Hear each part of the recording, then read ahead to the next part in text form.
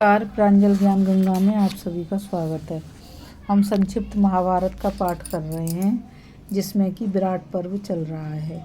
कल हमने अर्जुन और भीष्म का युद्ध तथा भीष्म का मूर्छित होने की कथा को पढ़ा था।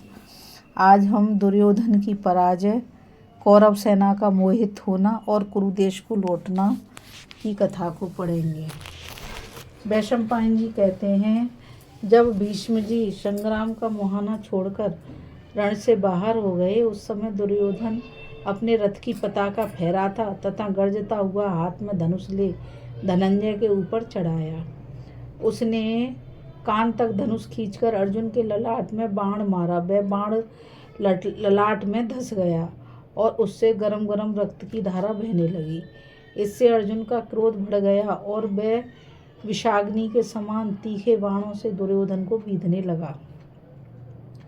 इस प्रकार अर्जुन दुर्योधन को और दुर्योधन अर्जुन को बीधते हुए आपस में युद्ध करने लगे। तत्पश्चात अर्जुन ने एक बाण मारकर दुर्योधन की छाती छेद दी और उसे घायल कर दिया। फिर उन्होंने कौरवों के मुख्य मुख्य योद्धाओं को मार भगाया। योद्धाओं को भागते देख दुर्योधन ने भी अपना रथ पीछे लौटाया और युद्ध से भागने लगा। अर्जुन ने देखा दुर्योधन का शरीर घायल हो गया है और वह मुंह से रक्त वमन करता हुआ बड़ी तेजी के साथ भागा जा रहा है।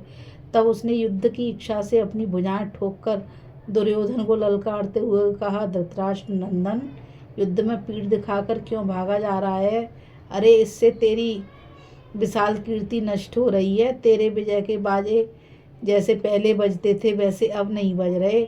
तूने जिन्हें राज्य से उतार दिया है उन्हीं धर्मराज युधिष्ठिर का आज्ञाकारी यह मध्यम पांडव अर्जुन युद्ध के लिए खड़ा है। जरा पीछे फिरकर मुंह तो दिखा। राजा के कर्तव्य का तो स्मरण कर। वीर पुरुष दुर्योधन, अब आगे पीछे तेरा कोई रक्षक नहीं दिखाई देता, इसलिए भागा जा रहा है और पांडव के हाथ से अपने प्यारे प्राणों को बचा रहा है। इस प्रकार युद्ध में महात्मा अर्जुन के ललकारने पर अंकुश की चोट खाए हुए मत्त गजराज के समान दुर्योधन लौट पड़ा। अपने छत विक्षत शरीर को किसी तरह संभाल कर उसे पुनः युद्ध में आते देख कर्ण उत्तर ओर से उसकी रक्षा करता हुआ अर्जुन के मुकाबले में आ गया। पश्चिम से उसकी रक्षा करने के लिए भीष्म जी धनुष चढ़ाए लौट आए। द्रोणाचार्य, कृपाचार्य, विवशंती और दुशासन और बड़े बड़े धनुष लिए शीघ्र ही आए। दिव्य अस्त्र धारण किए हुए उन योद्धाओं ने अर्जुन को चारों ओर से घेर लिया और जैसे बादल पहाड़ के ऊपर सब ओर से पानी बरसाते हैं, उसी प्रकार वे उस पर बाणों की वर्षा करने लगे। अर्जुन ने अपने अस्त्र छोड़कर शत्रुओं के अस्त्रों का निवारण कर दिया और कौरवों को लक्ष्य करके सम्मोहन नामक अस्त्र प्रकट किया, जिसका निवारण होना कठिन था। इसके बाद उसने भयंकर आवाज करने वाले अपने शंख को दोनों हाथों से थामकर उच्च स्वर से बजाया। उसकी गंभीर ध्वनि से दिशा विदिशा, भूलोक तथा आकाश गूंज उठे। अर्जुन के बजाए हुए उस शंख की आवाज सुनकर कौरव वीर बेहोश हो गए। उनके हाथों से धनुष और बाण गिर गए तथा वे परम शांत निश्चेष्ट हो गए। उन्हें अचेत हुए देख अर्जुन को उत्तरा की बात का स्मरण आया। अतः उसने उत्तर से कहा, राजकुमार, जब तक इन कौरवों को होश नहीं होता तब तक ही तुम सेना के बीच से निकल जाओ और द्रोणाचार्य तथा कृपाचार्य के श्वेत, कर्ण के नीले तथा अश्वत्थामा एवं दुर्योधन के नीले वस्त्र लेकर लौट आओ। मैं समझता हूँ पितामह भीष्म जी सचेत हैं, क्योंकि वे इस सम्मोहन शास्त्र को निवारण करना जानते हैं। इसलिए उनके घोड़ों को अपनी बाईं ओर छोड़कर जाना, क्योंकि जो होश में है उनसे इसी प्रकार सावधान होकर चलना चाहिए। अर्जुन के ऐसा कहने पर विराट कुमार उत्तर घोड़ों की बागडोर छोड़कर रथ से कूद पड़ा और महारथियों के वस्त्र ले पुनः शीघ्र ही उस पर आ बैठा। तदंतर वह रथ हाँककर अर्जुन को युद्ध के घेरे से बाहर ले चला। इस प्रकार अर्जुन को जाते देख भीष्म जी उसे बाणों से मारने लगे।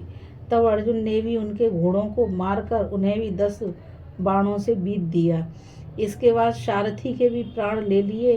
फिर उन्हें युद्ध भूमि में छोड़कर वह रथियों के समूह से बाहर आ गया। उस समय बादलों से प्रकट हुए सूर्य की भांति उसकी शोभा हुई। इसके बाद सभी कौरव वीर धीरे धीरे होश में आ गए। दुर्योधन ने जब देखा कि अर्जुन युद्ध के घेरे से बाहर होकर अकेले खड़ा है तो वह भीष्म जी से घबराहट के साथ बोला, पितामह है, आपके हाथ से कैसे बच गया?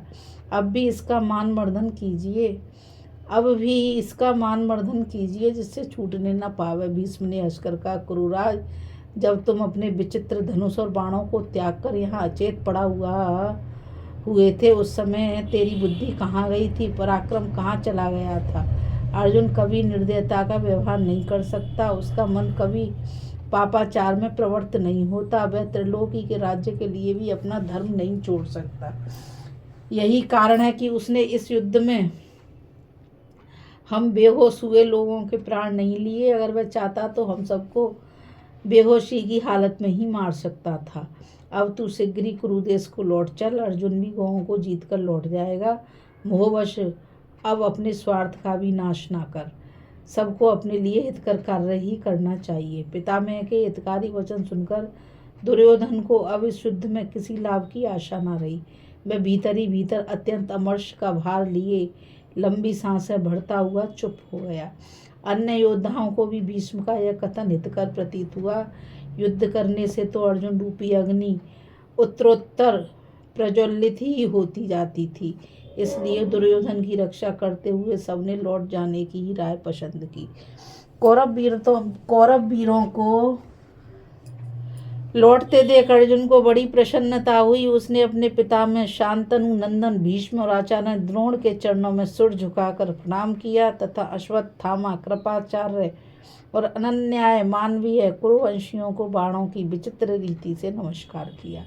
फिर एक बाण मारकर दुर्योधन के रत्न जड़ित मुकुट को काट डाला। इस प्रकार मानवीय वीरों का सत्कार कर उसने गांडीव धनुष की टंकोर से जगत को गुंजायमान कर दिया। इसके बाद सहसा देवदत्त नामक शंख बजाया, जिसे सुनकर शत्रुओं का दिल दहल गया। उस समय अपने रथ की सुवर्णमाला मंडित ध्वजा से समस्त शत्रुओं का तिरस्कार करके अर्जुन विजयोल्लास से सुशोभित हो रहा था। जब कौरव चले गए तो अर्जुन ने प्रसन्न होकर उत्तर से कहा, राजकुमार, अब घोड़ों को लौटाओ। तुम्हारी गौओं को हमने जीत लिया है और हमारे शत्रु भाग गए हैं, इसलिए अब आनंद पूर्वक हम नगर की ओर चलेंगे। कौरवों का अर्जुन के साथ होने वाला यह अद्भुत युद्ध देखकर देवता बड़े प्रसन्न हुए और अर्जुन के पराक्रम का स्मरण करते हुए अपने अपने लोक को चले गए। अभी हम कथा में दुर्योधन की पराजय, कौरव सेना का मोहित होना और अर्जुन का उत्तरा के लिए वस्त्र लेना की कथा को पढ़ रहे थे। इस कथा में बस इतना ही। नमस्कार, राधे राधे, जय श्री कृष्णा। और मैं आप सभी से यही कहूँगी कि इस चैनल को ज़्यादा से ज़्यादा लाइक करिए, शेयर करिए, सब्सक्राइब करिए। कल फिर मिलेंगे एक नई कथा के साथ।